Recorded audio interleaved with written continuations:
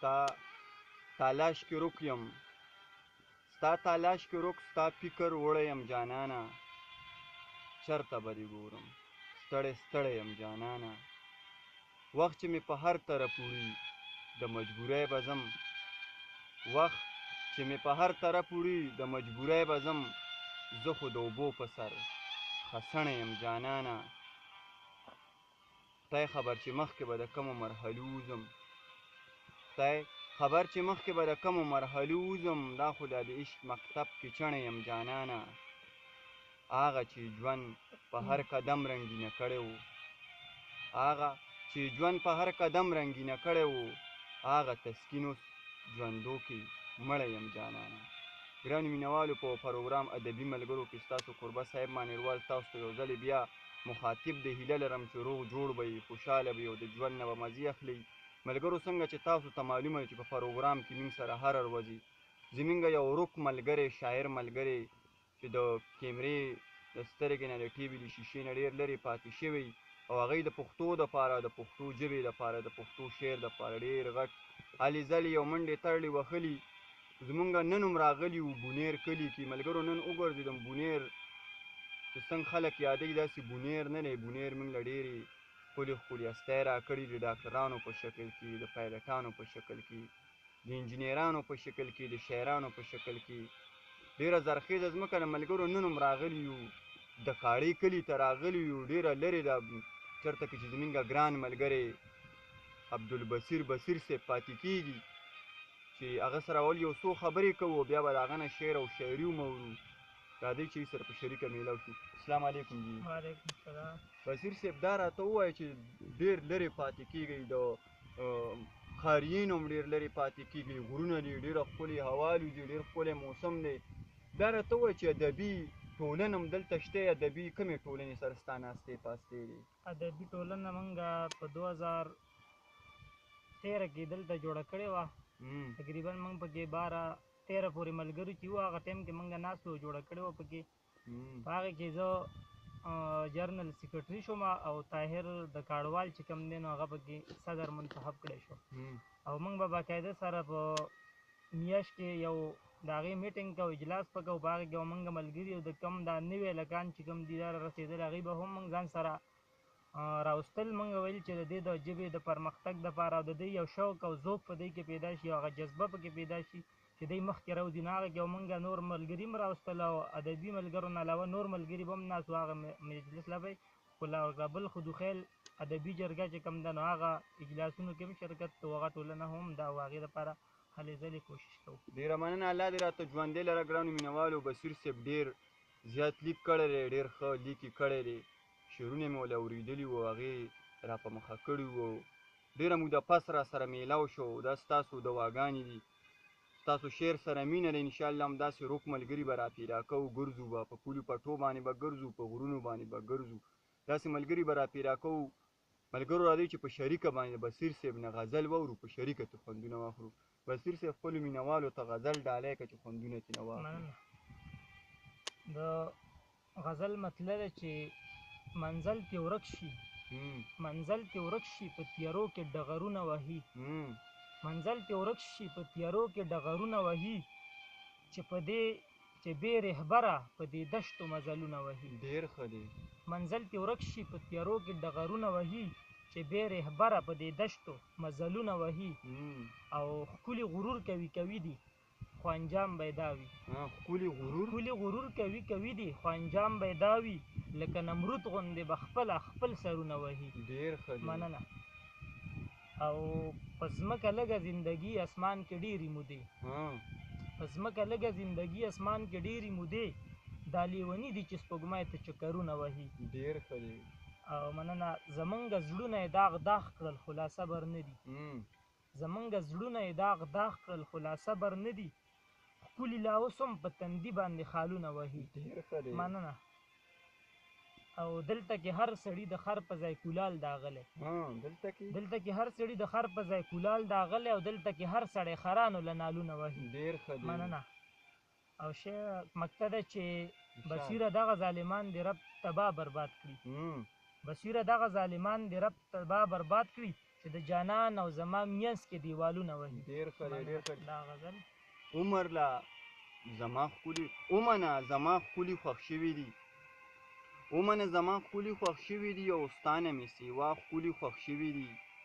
زه چېرته د یو ښکلي خوښ نه شومه، عمر له زما ښکلي خوښ شوي دي.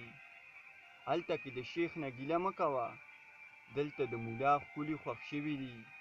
وې نه وې په لاس یې راته ولیکل، ستا خو یو اتیا ښکلي خوښ شوي دي. ملګرو بصیر صاحب ډېر د کمال لیک کړی دی، ډېر نوي نوي ټکي پښتو ته راوړي دي. زمونږ کشر دی خو ډېر پوخ لیکي کړی دی. تاسو یې غزل واورېد، داسې په یو غزل باندې نه پرېږدو، راځئ چې په شریکه ترېنه بل غزل واورو، په شریکه ترې خوندونه واخلو. بصیر صاحب خپلو مینهوالو ته بل غزل هم ډالۍ که. د غزل نه مخکې یو کیته ده چې ارشاد څه ضروري نه ده چې هر ښکلي له لایق ورکم، څه ضروري نه ده چې هر ښکلي له لایق ورکم، څه ضروري نه ده چې هر ښکلی زما دې خوښ شي. او زمونږ چې خوښ شي نو د بل سړي به څه مجال وي، دا خو کیدی نه شي چې هغه د بل چا دې خوښ شي. ډېر ښه دی. دا یو غزل مطلب ده چې په ما خو واړه پښتانه ښه لګي، په ما خو واړه پښتانه ښه لګي او دا ښکلي ښکلي مې په زړه ښه لګي. ډېر ښه دی. مننه. او شعر دی چې څنګه چې په شونډو دنداسه مزه کړي، څنګه چې په شونډو دنداسه مزه کړي، داسې په سترګو کې رانجه ښه لګي.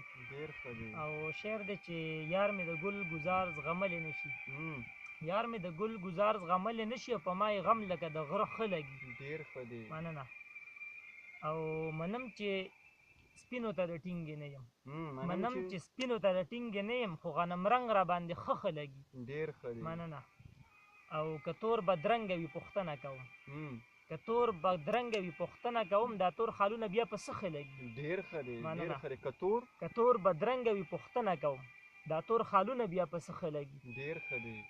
او د تو یاره بصیر در نه خفه چې نشي، یاره بصیر در نه خفه چې نشي او دا محفلونه خو په ده ښه لګي. ډېر ښه دی. ډېر ښه دی. ګرانو مینهوالو د بصیر صاحب نه بل غزل هم واورېدو، هیله لرم چې ډېر زیات خوښ شوی به هم وي. او زه ورته د اجمل منصور یو قطعه وامه چې که زه لاسونه د همت د ګریوانه وباسم، که زه لاسونه د همت د ګریوانه وباسم، د ژوند از غن جمال آباد کې به لار څه وباسم. زمونږ مینه خو الله د نندارو مینه ده، هغه جامې وینځي او زه ورته اوبه وباسم. بصیر صاحب خپلو مینهوالو ته په اخره کې هغه غزل ووایه چې کوم په تا باندې لګي. شاعر باندې خو ډېر ملګري دي زمونږ چې خپل شعر وایي یاره په ما ښه نه لګي، خو بیا هم هغه پړه کې ټاکلی چې هغه ووایي نو زړه ته یې سکون میلو شي. اکثر دا وایي چې زه به یې په پروګرامونو کې وایم، په مشاعرو کې به یې وامه او ډېر زیات خوښ یې. نور خو د تسکین صاحب خبره چې زمونږ بچي دي، شعر د شاعر چې دی نو دا بچی دی، په هغې باندې پهچان دی. چې تا ته کوم ښي نه خپلو مینهوالو ته ډالۍ کړه. بس شعرونه خو خپل چا ته یو هم ښه نه ښکاري، خو بهرحال دا موبایل کې مې دا یو غزل دی چې مشاعره کې مې لا هم نه دی ویلی. ارشاد. دې مطلب ده چې بیرغونه یې کړل پورته، بیرغونو منځ کې جنګ دی، بیرغونه یې کړل پورته، بیرغونو منځ کې جنګ دی، څوک یوه وایي څوک بله، د قامونو منځ کې جنګ دی. ډېر ښه دی. بیرغونه یې کړل پورته، بیرغونو منځ کې جنګ دی، څوک یوه وایي څوک بله، د قامونو منځ کې جنګ دی.